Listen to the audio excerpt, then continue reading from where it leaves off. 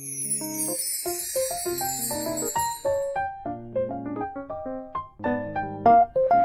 guys, welcome back to Tiara's Diary. Jadi di video kali ini aku bakalan buat video tentang gimana sih perasaan aku waktu UTS dan UAS online di PK Instan. Pasti kalian penasaran banget kan? Tapi sebelum kita mulai ke videonya, jangan lupa klik like, comment, share, and subscribe channel ini. So without any further ado, please keep on watching. Kita itu mulai UTS dan UAS online-nya itu sebenarnya baru aja, yaitu waktu ketika ada pandemik COVID-19 ini, yaitu UTS ada di bulan, kalau nggak salah bulan 6 kemarin, dan UAS kemarin baru bulan 8. Jadi kurang lebih sih sebuah pengalaman baru bagi aku untuk menjalankan UTS dan UAS secara online. Yang mana biasanya kan kita itu UTS dan UASnya itu kan secara langsung gitu kan, datang ke ruangan tertentu dan kita tulis tangan langsung dan dikumpul. Jadi kali ini aku akan berbagi pengalaman, perasaan aku gimana deg-degannya waktu UTS dan UAS online. Jadi sebelum UTS dan sebelum UAS itu kita disuruh untuk kirim sebuah sebuah dokumen yang namanya itu fakta integritas untuk dikirim ke PK Instan. Itu kurang lebih seminggu sebelum pelaksanaan ujian udah harus kita kirim. Yang mana itu bakalan jadi kayak pegangan kita kalau misalkan kita itu bener-bener ngerjain UTS atau UASnya itu bener-bener kita sendiri tanpa kerjasama. Dan juga si fakta integritasnya itu ribet juga, lumayan ribet, soalnya kita itu harus kirim langsung, bukan hanya kayak dari online kirimnya, melainkan kita itu harus kirim langsung ke JNE atau JNT atau kantor pos atau yang sejenisnya. Jadi lumayan ribet bagi aku. Dan juga untuk jurusan akuntansi dan jurusan lainnya itu mapnya itu harus beda. Kalau akuntansi itu warna hijau, kalau pajak mungkin warna kuning, kalau bea cukai warna biru, dan juga manajemen keuangan mungkin aja warna merah. Bisa jadi aku salah ya nyebutin warnanya. Oh ya, jadi aku punya pengalaman nih. Aku kira itu kita cuman kirim si fakta integritasnya itu waktu UTS aja. Dan di UAS enggak. Jadi waktu UAS itu kan kita dikasih kayak jangka waktu 1 minggu. Aku baru tahu di hari kelima. Jadi untung aja aku nggak terlambat untuk kirimnya. Jadi aku buru-buru gitu langsung kirim. Lalu setelah kita kirim fakta dan seminggu kemudian kita mulailah UTS atau UAS. Dan juga peraturannya itu lumayan sulit, kayak dalam bentuk penamaan filenya, kayak harus kita scan. Dan juga UTS dan UAS itu di STAN, itu cara pengirimannya beda. Di UTS itu kita kirim jawaban ujian kita itu sebanyak 2 kali, sedangkan waktu UAS itu cukup 1 kali aja. Kenapa di UTS itu 2 kali? Karena di UTS itu kita kirim yang pertama itu melalui hash, yang kedua itu kita kirim kayak cuman file jawaban kita. Kenapa harus 2 kali? Kata dosennya itu untuk menghindari tingkat kecurangan, kayak misalnya jawaban yang kita ubah. Tapi semenjak UAS itu kita cuman kirim 1 kali, mungkin karena terjadi banyak kesalahan pengiriman oleh mahasiswa, jadi agar dipermudah jadi cuman 1 kali kirim aja.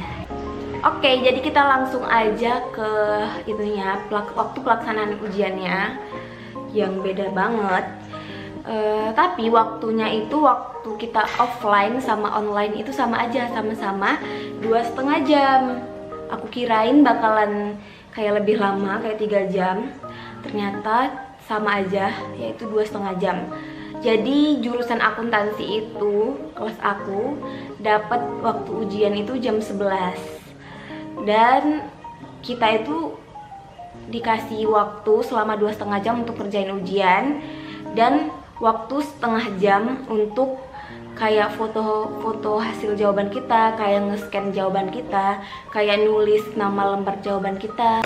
Jadi kan dari jam 11 untuk memakan waktu 2 jam setengah itu adalah sampai jam setengah 2. Jadi waktu yang diperbolehkan itu untuk kita ngisi jawabannya itu adalah sampai jam setengah 2 aja. Dan setengah jamnya itu untuk digunakan untuk foto-foto jawaban kita, untuk mengisi kelengkapan data kita. Dan juga di PK Instan itu waktu UTS dan UAS kemarin pertama kalinya aku ujian di STAN itu bisa open book. Tapi walaupun dia open book, dia itu bener-bener susah banget guys. Soalnya itu kayak lebih diperbanyak banget, dipersulit. Dan pokoknya bagi kita untuk buka-buka buku itu nggak sempet.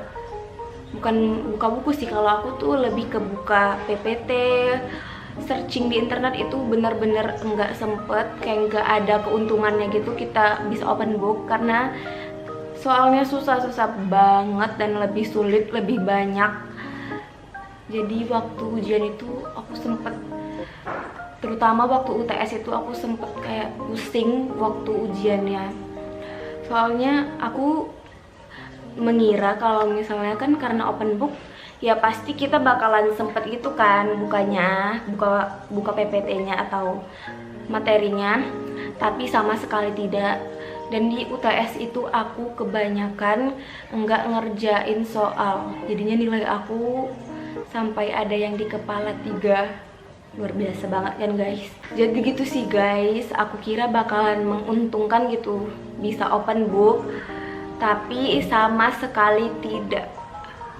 Itu lebih sulit. Jadi kalau dipikir-pikir, aku lebih mau kalau ujiannya itu ujian kayak biasa, kayak kita nggak open book. Soalnya kalau kita open book itu kita kayak lebih mau nggak mau harus buka, sedangkan kita itu waktunya cuman sebentar, mau nggak mau pasti bakalan ada soal yang ketinggalan. Dan itu guys, jadinya nilai aku jelek banget di UTS, walaupun di UAS nggak bagus-bagus amat juga. Jadi kalau disuruh pilih, aku pilih mana? Aku lebih pilih offline kayak biasa. Oh iya, gara-gara kita bisa open book, kita itu, kalau aku jadi kayak lebih nggak semangat gitu loh belajarnya. Kita itu mengandalkan kita itu bisa buka buku, padahal kita itu nggak sempet gitu loh buka buku. Mungkin kalau waktu kita ujian itu diperpanjang mungkin bakalan menguntungkan banget kalau misalnya bisa buka. Rasanya itu gimana? Deg-degan apa enggak? Menurut aku mungkin lebih nggak deg-degan karena kan kita di rumah. Jadi kita bisa sambil minum, walaupun kadang nggak sempet, kita bisa sambil makan. Aku juga pernah karena udah terlalu penat gitu kan dengan soal yang susah banget, aku sampai rebahan sebentar gitu kan, lihat HP sebentar, lalu aku ngerjain lagi. Tapi hasilnya tetap jelek juga sih nilainya. Jadi aku harap untuk ujian selanjutnya nanti aku bisa lebih semangat lagi belajarnya dan lebih serius lagi, karena ingat, walaupun dia bisa open book itu bener-bener susah banget, karena kan dosen juga punya pikiran kan, udahlah kita di rumah ya pasti soalnya itu yang nggak setara dengan yang offline, pasti bakalan lebih susah lagi. Gitu sih guys. Oke guys, kayaknya segitu aja ya penjelasannya, soalnya aku udah gak tahu lagi mau jelasin apa. Maaf ya kalau misalnya videonya itu yang tadi itu nggak beraturan gitu, soalnya ini aku bener-bener nggak tulis dulu apa yang mau aku ceritain, jadi spontan aja aku ceritanya. Dan jangan lupa klik like, comment, share, and subscribe channel ini. Oh iya guys, buat kalian yang pengen rekomen aku buat channel apa, jangan lupa di komen aja apa aja biar aku buat videonya. Oke, dadah.